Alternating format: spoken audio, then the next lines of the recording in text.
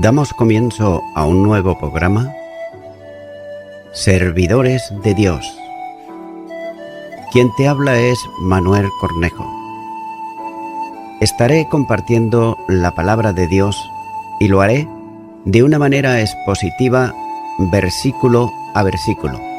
Y en esta ocasión será en el Evangelio de Marcos, capítulo 2 y versículo 1, donde dice: Entró Jesús otra vez en Capernaum después de algunos días y se oyó que estaba en casa.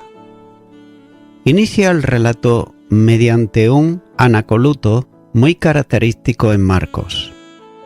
Jesús había recorrido muchas poblaciones de Galilea predicando, como así dice el capítulo 1 y versículo 39. Y según el relato paralelo, cuando la gira por la región terminó, subió a la barca y vino hasta esta ciudad.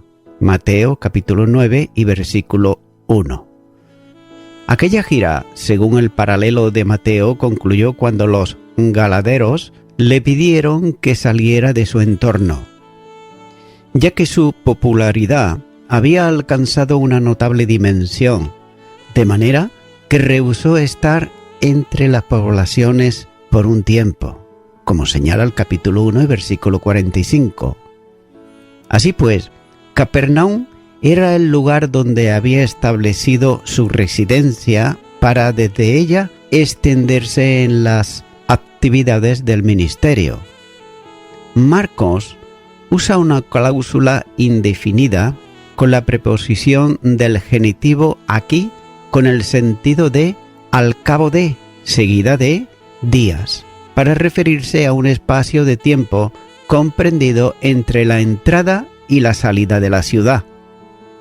Pero también puede unirse a lo que antecede, es decir, con entrar de nuevo, que con días más tarde. Entre un momento y otro, entre una salida y la entrada nuevamente, la gente tuvieron noticias de que Jesús estaba en casa. Con toda probabilidad, en la casa de Pedro, su residencia habitual en Capernaum. Sin embargo, Marcos no menciona la casa donde estaba, por lo que pudiera tratarse de otra casa de la ciudad. Pero lo cierto es que esta noticia se propagó, como era habitual, de boca en boca. Continúo ahora con el versículo 2, donde dice: E inmediatamente se juntaron muchos, de manera que ya no cabían ni aún en la puerta, y les predicaba la palabra. Marcos procura dar una idea del atractivo que Jesús ejercía sobre la gente, mediante la aglomeración de personas que acudían a donde él estaba. Y en el momento en que se supo que estaba en la ciudad y en la casa, una multitud acudió para encontrarse con él. La casa era incapaz para contener a todos los que buscaban a Jesús, de modo que el contingente de personas se mantenía en el entorno de la casa fuera de la puerta. Por otro lado, podemos notar la construcción con el artículo neutro y el sujeto en acusativo. Literalmente es como si dijera lo de la puerta, es decir, el espacio que hay junto a la puerta hace referencia probablemente a la calle. La multitud era heterogénea, formada por los discípulos, los religiosos, tanto escribas como fariseos, que por otro lado eran enemigos de Jesús y por los que necesitaban de Cristo o estaban interesados en algún modo por él. Ya que una gran cantidad tan considerable de personas era imposible que cabiese en la casa e incluso en la calle que se extendía frente a ella. También cabe destacar la presencia antes señalada de los religiosos, que estaban llenos de envidia por la popularidad de Jesús y sobre todo al ver que las multitudes habían dejado de seguirlos a ellos y seguían ahora al Maestro. Tal vez en aquella ocasión se habían congregado fariseos y escribas, procedentes no solo de la ciudad, sino de los pueblos limítrofes.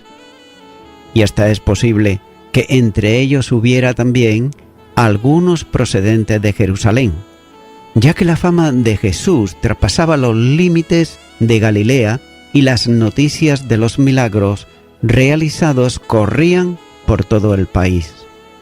El Señor le hablaba, como dice, la palabra.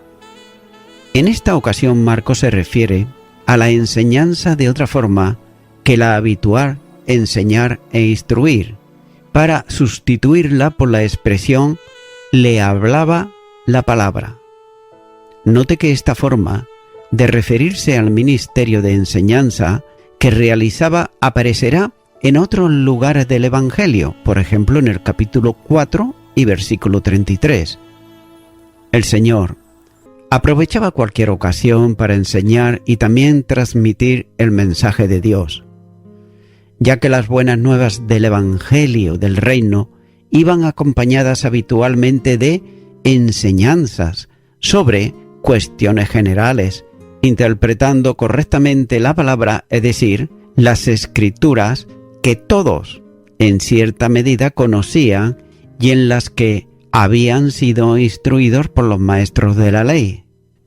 Esta enseñanza era la que impactaba a todos los que escuchaban al Maestro, porque les hablaba con autoridad, como dice el capítulo 1 y versículo 22. El ministerio del Señor consistía en anunciar el Evangelio y enseñar a la gente verdades reveladas por Dios. Este era uno de los propósitos de su venida al mundo, como dice el capítulo 1 y versículo 38. Y hasta es posible que cada uno de los presentes tuviese un motivo distinto para estar allí, pero cuando toda la multitud se congregaba, Jesús aprovechaba la ocasión para enseñarles y predicarles el Evangelio.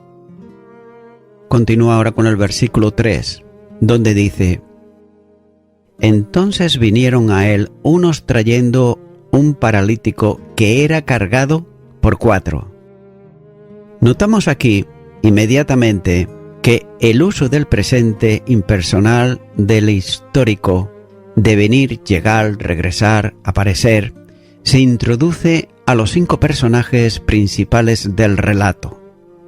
Y no cabe duda de que la fuente de este relato es, como en otras ocasiones, un testigo presencial del hecho, ya que en medio de la multitud que se agolpaba a la puerta, aparece una camilla en la que venía un paralítico. Aunque Marcos no menciona aquí la camilla en que era traído, lo hará en el siguiente versículo, donde se considerará el término usado. Pero sin embargo, aquí hace referencia al enfermo y dice que era un paralítico. Se trata de una persona tardía que no aparece en el griego clásico ni en la de los 70. Y Lucas suele usar el término para referirse a este tipo de enfermedad. Pero sea cual sea el alcance de la parálisis, la evidencia es que el enfermo no podía moverse por sí mismo y depende de la asistencia que puedan prestarle los demás. La camilla era portada por 4.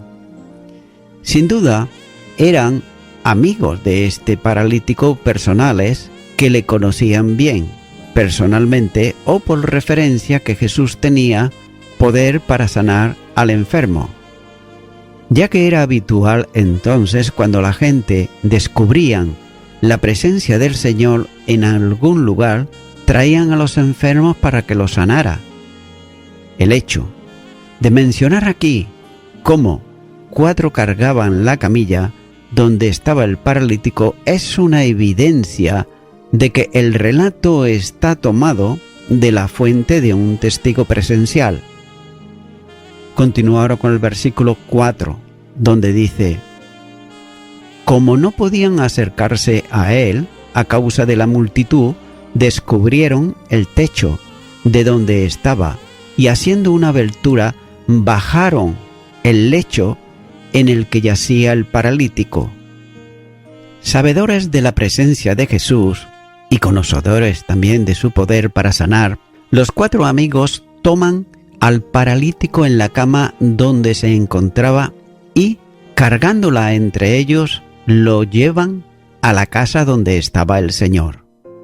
No hacía falta una gran concentración de personas para que resultase difícil introducir una camilla con un enfermo en la casa, ya que la multitud congregada a la puerta hacía completamente imposible la entrada de los 4 portadores del paralítico. El propósito de llevar el paralítico hasta Jesús parecía condenado al fracaso. Entonces, la solución consistía en buscar una entrada alternativa. Y para ello, descubrieron el techo de la casa. Y sin duda tuvieron que utilizar una escalera para acceder y probablemente usaron la escalera externa que había en la mayoría de las casas de aquel entonces. Pero si esta casa no tenía esa escalera, habrán tenido que subir por la de la otra contigua para poder pasar hasta el techo del edificio. Lucas dice que la cubierta era de tejas. Lucas capítulo 5 versículo 19. Era la forma habitual de construcción. La cubierta de la casa estaba formada por vigas y traviesas de madera, cubiertas por material de relleno compuesto por ramas y barro pisado. Este último componente debe ser a lo que Lucas llama tejas. Y note que no era fácil hacer un hueco lo suficientemente grande como para dar cabida a una camilla atada con cuerdas con un paralítico acostado en ella. Por otro lado, la forma verbal usada por Marcos, que se traduce como haciendo una abertura, significa literalmente cavar afuera o arriba.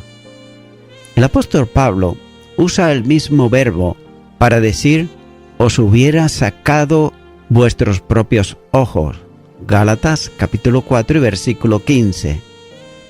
Pero no cabe duda que los portadores del paralítico sabían con precisión el lugar del interior donde estaba Jesús.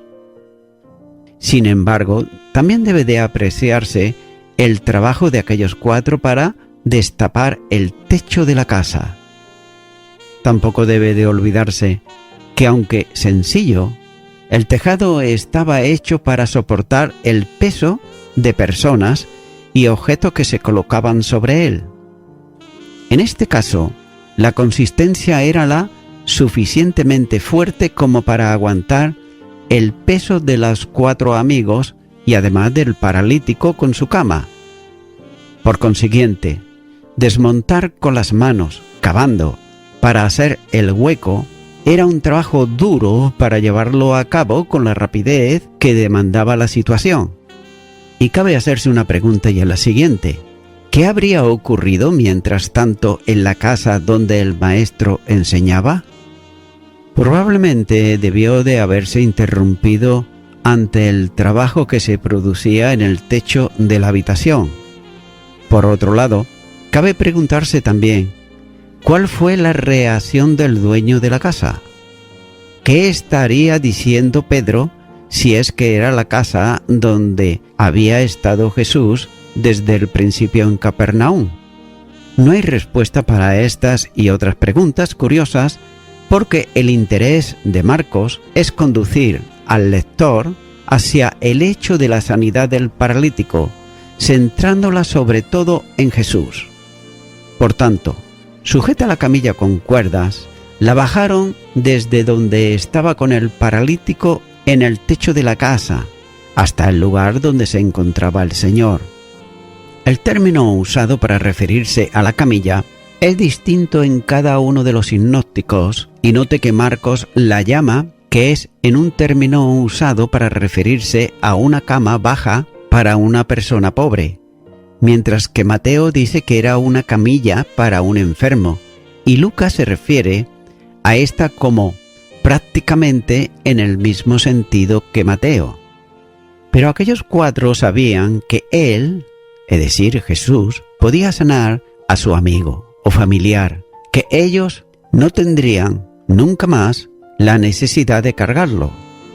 No se dice que hablasen o dijesen algo a Jesús referente al paralítico, ya que se limitaron a poner delante de él la necesidad que era evidente. Continúa ahora con el versículo 5, donde dice: Al ver Jesús la fe de ellos, dijo al paralítico: Hijo, tus pecados te son perdonados. Lo que otros no pudieron captar, lo vio Jesús. Algunos podrían ver en la acción de los 4 hombres descargando al amigo enfermo un rasgo de profundo afecto, de interés, de amor, etc. Pero note que Jesús en cambio vio fe. Esta denota plena confianza en Jesús y en su poder para sanar. Eran 4 personas de fe genuina. Esta fe presenta 4 características destacadas. En primer lugar, era una fe sólida, creyentes que Jesús tenía poder para sanar al enfermo. En segundo lugar, era una fe humilde, que no esperaba que el Señor viniera a donde estaba el enfermo, sino que le impulsó a llevar a éste a donde estaba Jesús. En tercer lugar, era también una fe dinámica, que impulsaba a los 4 a la acción que había llevado a cabo.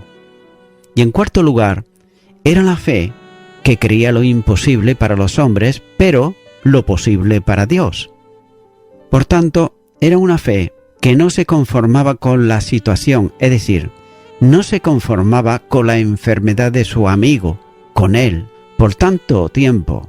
No aceptaba la situación que se le imponía, pero la fe de ellos era sin embargo una fe de consenso, es decir, los 4 se habían convenido para creer que Jesús podía hacer el milagro y de acuerdo con ella le llevaron a su amigo.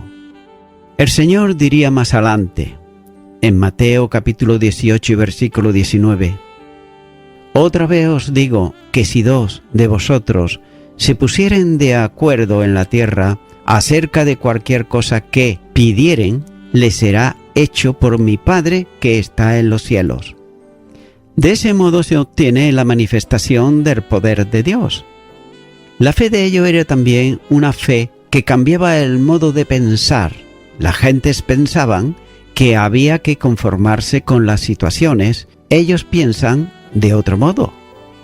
Y es evidente que Jesús tuvo una forma de ver diferente a los hombres, descubriendo la fe de los 4 que hicieron llegar al paralítico hasta él. Note que Cristo descubrió la dimensión de la fe que animaba a los 4 hombres. No cabe duda de que el conocimiento sobrenatural de Jesús escapaba a la mirada natural de los hombres. El corazón de las personas estaba abierto a los ojos de la persona divina del Hijo de Dios, quien comunicaba ese conocimiento sobrenatural a la naturaleza humana, según lo que era necesario y conveniente. Y por eso dice el apóstol Juan que Jesús no tenía necesidad de testimonio alguno, porque conocía la intimidad de las personas. Juan capítulo 2 y versículo 25. Y Marcos dice que el Señor vio la fe de ellos. Y cabe preguntarse si era la fe de los 4 o también incluía la del paralítico. Pero téngase en cuenta que no tenemos respuesta bíblica, pero probablemente se trata de la fe de todo el grupo, tanto de los amigos como del paralítico.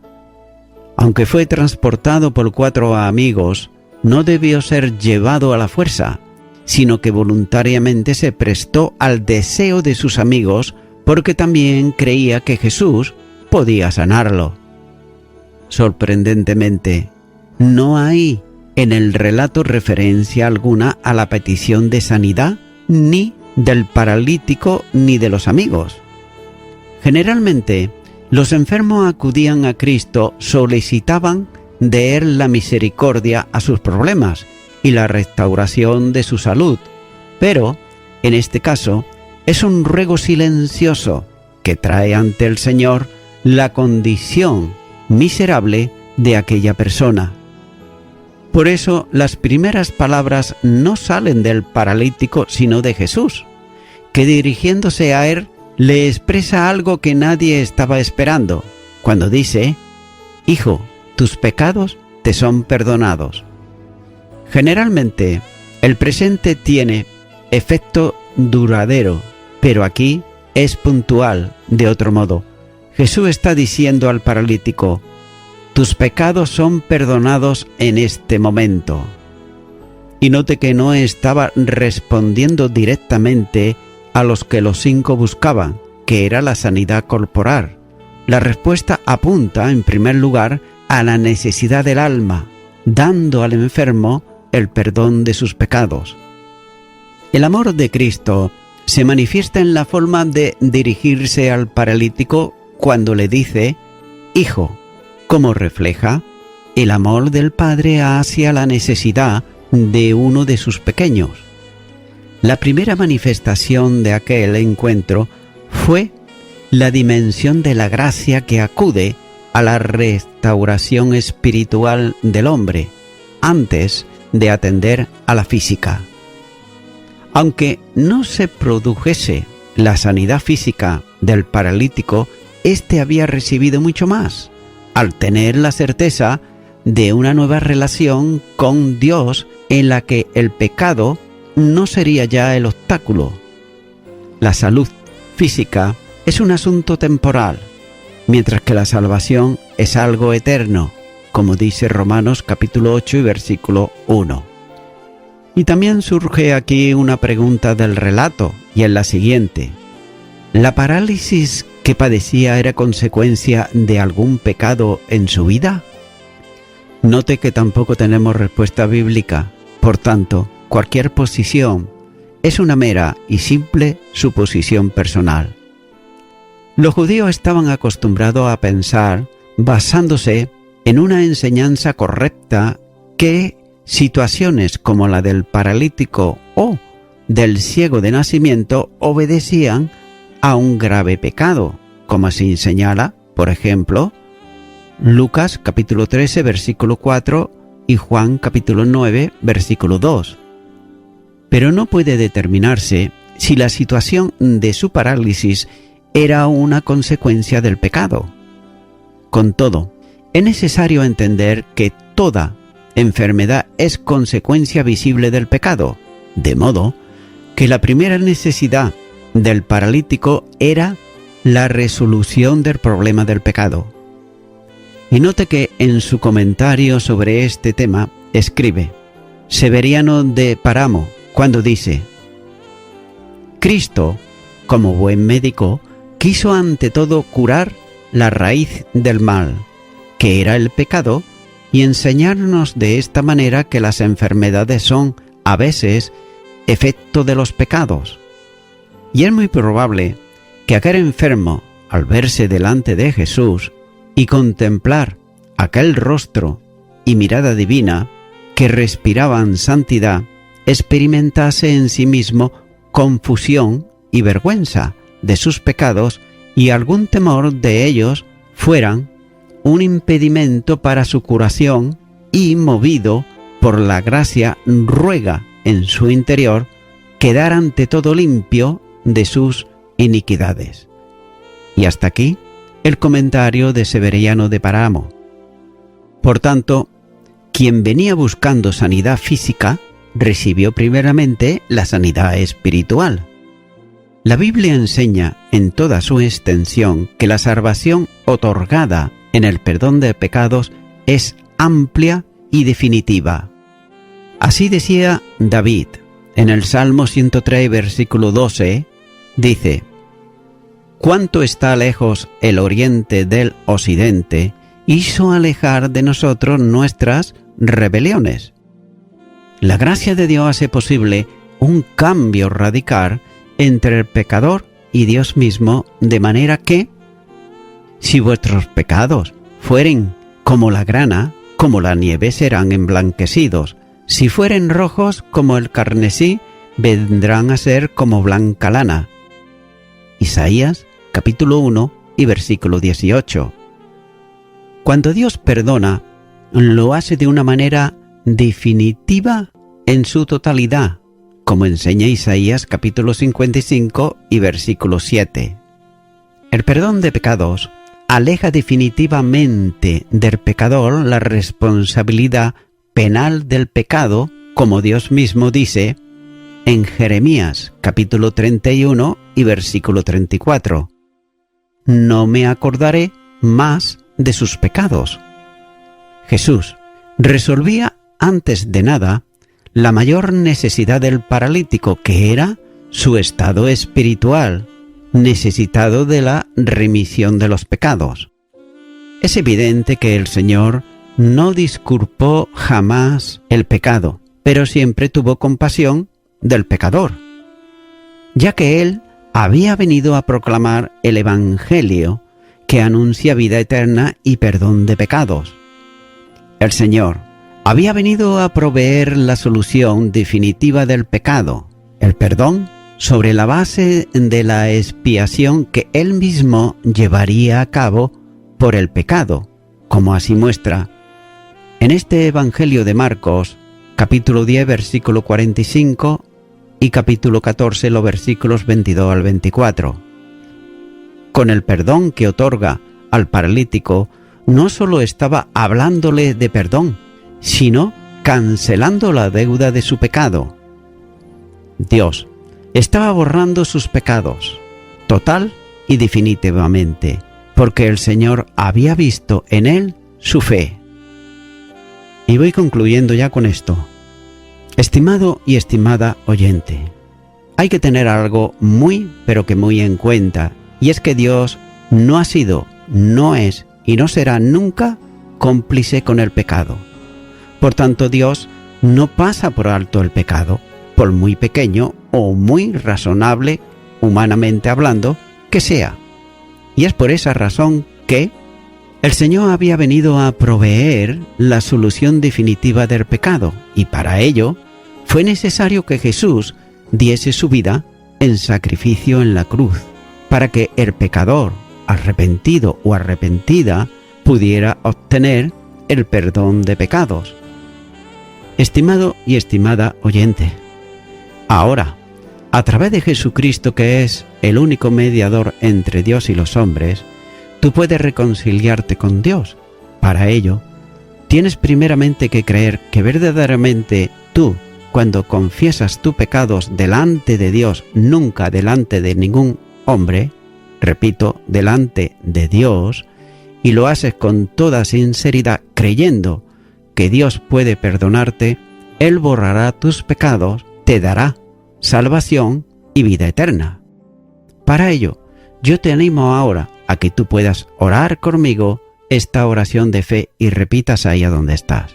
Di conmigo: Señor Jesús, confieso que en mi vida el pecado siempre ha estado presente y lo he practicado de muchas maneras, pero ahora vengo delante de ti y te pido perdón por todos mis pecados y te acepto a ti, Señor Jesucristo, tú que dites tu vida en la cruz del Calvario por mí como mi único y suficiente Salvador.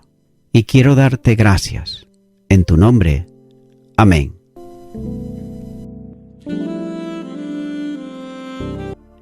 Amigo y amiga oyente, si tú has hecho esta oración de corazón, te recomiendo que comiences a orar a Dios, en primer lugar, en el nombre del Señor Jesucristo. Orar a Dios no es rezar, sino que es hablar con una persona. También te recomiendo que leas la palabra de Dios y lo hagas a diario. Comienza, por ejemplo, con el Nuevo Testamento. Y también, por último, te recomiendo que para que puedas crecer espiritualmente, te congregues en una iglesia cristiano-evangélica, donde se predique, se enseñe y se practique la sana doctrina y la palabra de Dios. Congrégate ahí y con el tiempo podrás crecer espiritualmente y también servir al Señor Jesucristo. Que Dios te bendiga.